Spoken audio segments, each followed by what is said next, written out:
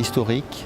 Le docteur Eric, qui était le radiothérapeute en charge du service de radiothérapie de Monaco, a créé cet événement il y a maintenant plus de 20 ans et c'est rentré dans les habitudes de la cancérologie francophone.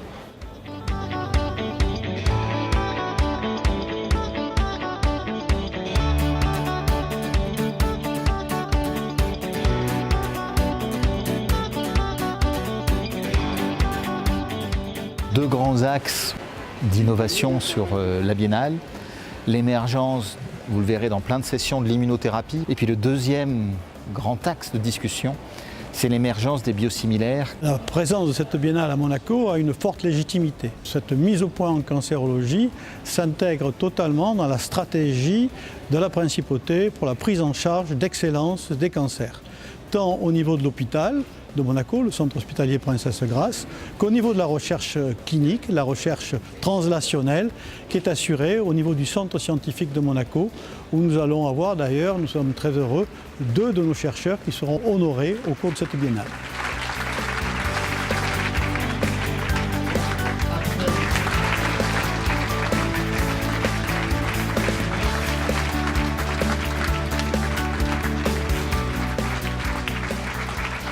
Gilles Paget est un spécialiste de l'angiogénèse tumorale, c'est-à-dire de la vascularisation des tumeurs. La prise en charge du cancer, ce n'est pas un médecin soliste, c'est forcément un orchestre, c'est pluridisciplinaire, médecins, soignants, scientifiques, pharmaciens et puis futurs cancérologues. Et c'est pour ça que cette biennale, c'est le terrain de rencontre de tous ces acteurs-là. Ça a été, pour le professionnel que je suis et les lycéens, je pense, une rencontre plein d'enseignements. Ça permet des échanges, de faire une mise au point sur l'état des connaissances dans ce domaine.